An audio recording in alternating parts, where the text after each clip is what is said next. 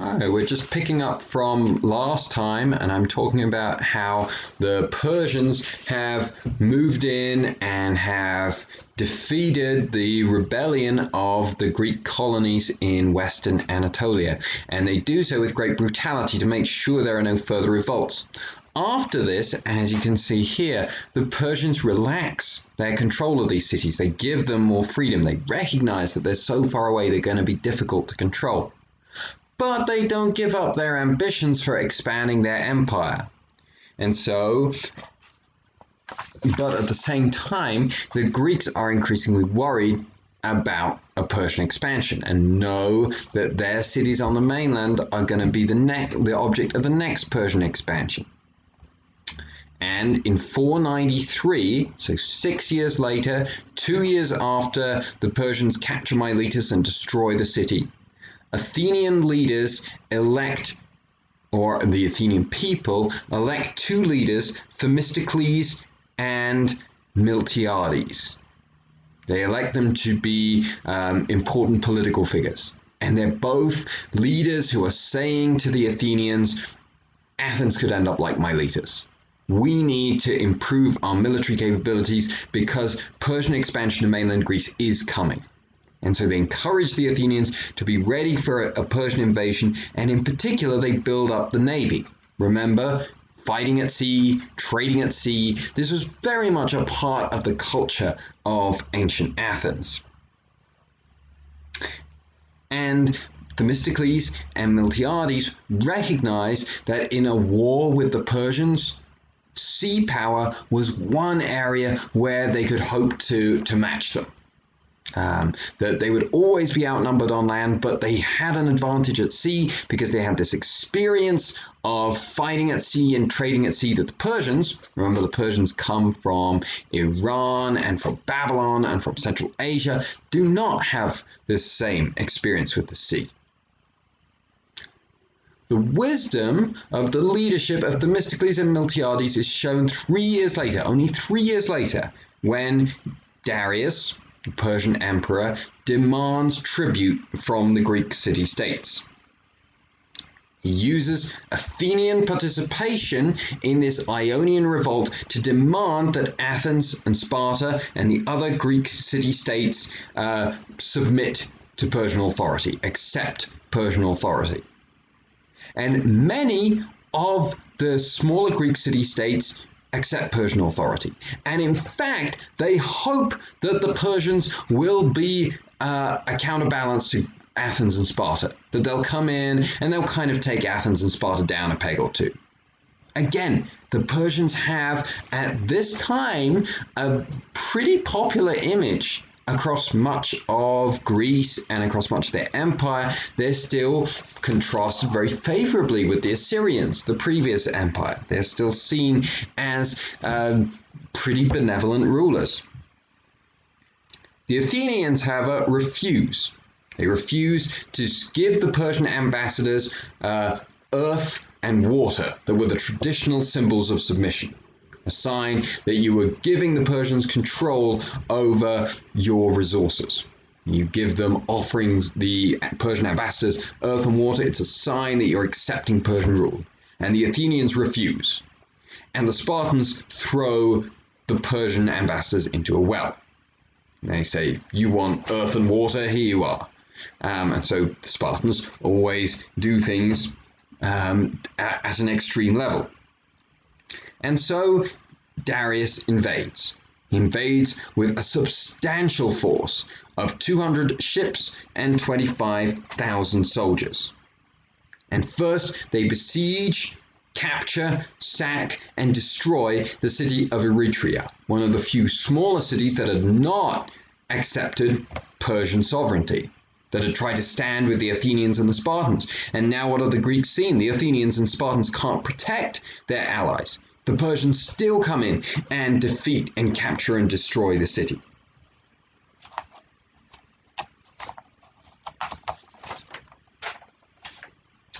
And so the Athenians appeal to the Spartans for help. They say, we have this invading Persian force. We need your army to help resist the Persians. And the Spartans refuse. Spartans Remember, don't want to send their troops a long way away from Sparta. They're worried about a Helot uprising. And they also have a religious festival. Now, the religious festival is not just a pretext. This is a highly religious society. Lots of modern historians and students of this period look at this and say, oh, well, they were really worried about the Helots and the religious festival was just an excuse. No, they're both equally legitimate reasons. In fact, the religious festival, if anything, is probably a higher priority. Reasons why the Spartans won't get involved. And so now you just have Athens by itself against this substantial Persian army.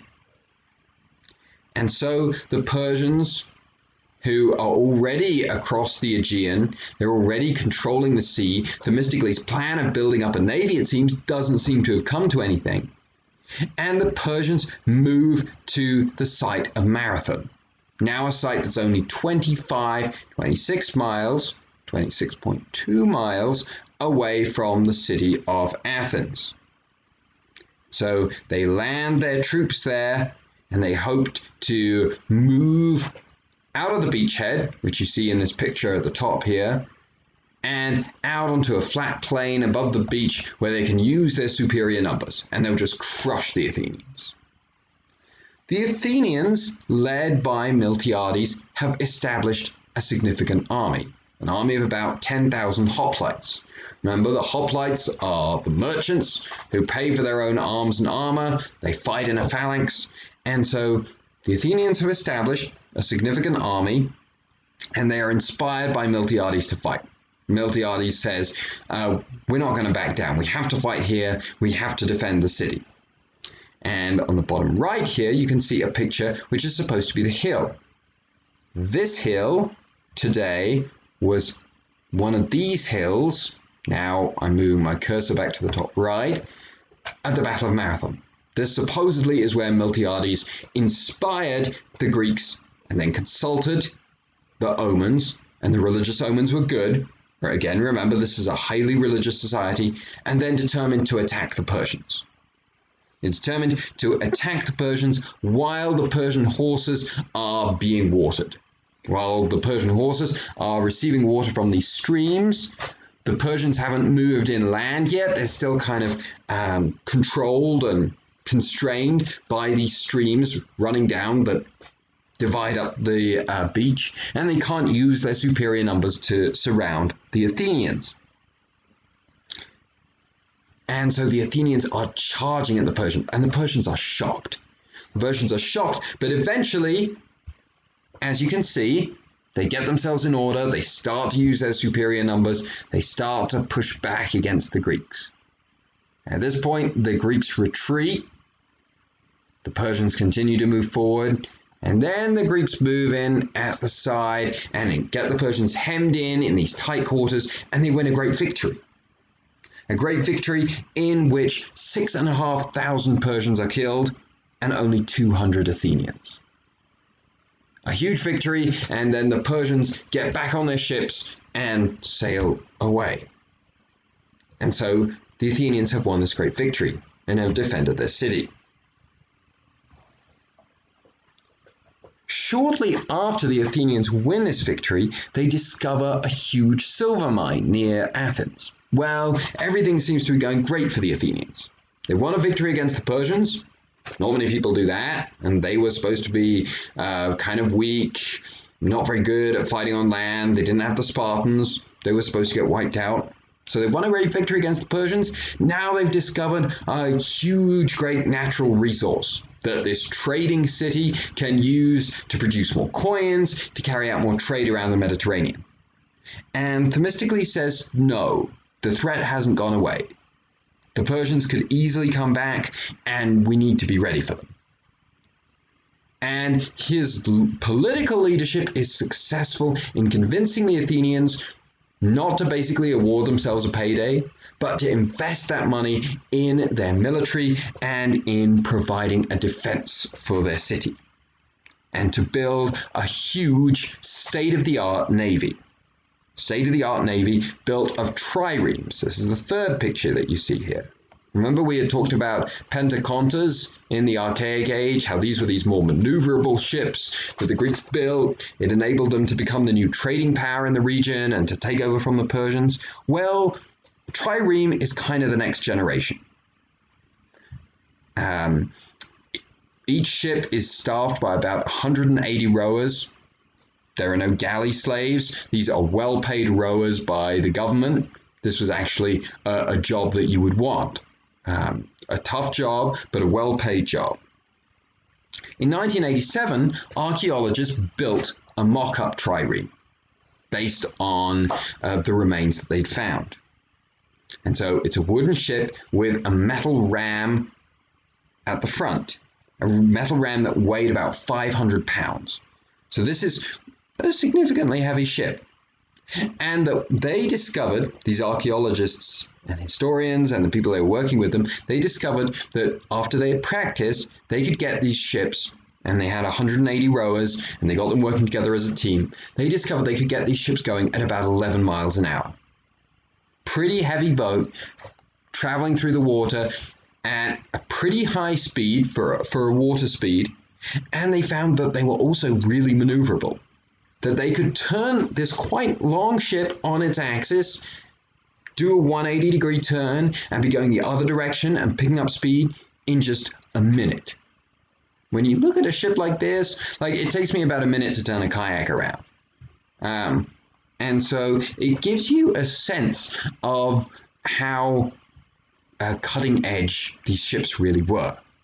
And these archaeologists, this team, their contention was that people who did this for a living, not people who just kind of tried to learn how to do it over a summer, probably would be even better. That these ships would actually probably have gone faster than that, and that they would have been even more maneuverable and have turned even more quickly.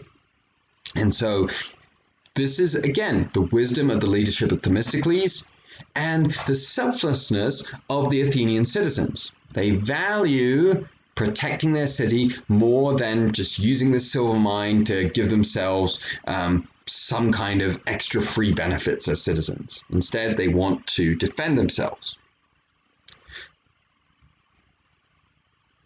In 486, Darius dies, and he is succeeded by his son Xerxes, who 6 years later, in 480, begins a new invasion of Greece. And he decides to attack over land. Let me just give you a little bit of perspective here. Here's Marathon, here's Eretria. So Eretria is the site, so these are the sites of Darius's first expedition. Despite the Athenian navy that Themistocles has built, he's able to cross the Aegean Sea, he's able to sack Eretria, and then he's able to move down the shore to Marathon, and there he gets defeated. And Xerxes says, we're not going to make that mistake again. Instead, we're going to go over land. I'm going to build a huge bridge across the Hellespont. That's what this strip of water is called, dividing Asia and Europe. I'm going to build a huge bridge across the Hellespont so my enormous army can cross over the bridge. This is a way bigger army than the previous Persian invasion. And it gives you a sense that although Marathon was this huge moment for Athens, that they defeated the Persians, they turned back this attack on their city, that the loss of 6,000 men wasn't anything more than an annoyance to the Persian Empire in the broad scheme of things. And so Xerxes has raised now a much, much larger army and also a substantial navy. And so his army begins to cross over the Hellespont protected by his navy. What are the Greeks going to do? We know they are afraid of this army. Who wouldn't be? And basically for the first time they organize what's a Pan-Hellenic conference. That's all of the Greek city-states get together in Corinth and try and unify. They say this threat is so serious that for once, these Greek city-states that always competed with each other, always emphasized how they were different from each other, tried to unify together. But most of the northern cities didn't want to participate. They didn't think Athens and Sparta, the two most powerful Greek cities, would defend them. And again, they weren't that opposed to being ruled by the Persians, who had reputations as good rulers. So now, again, Athens and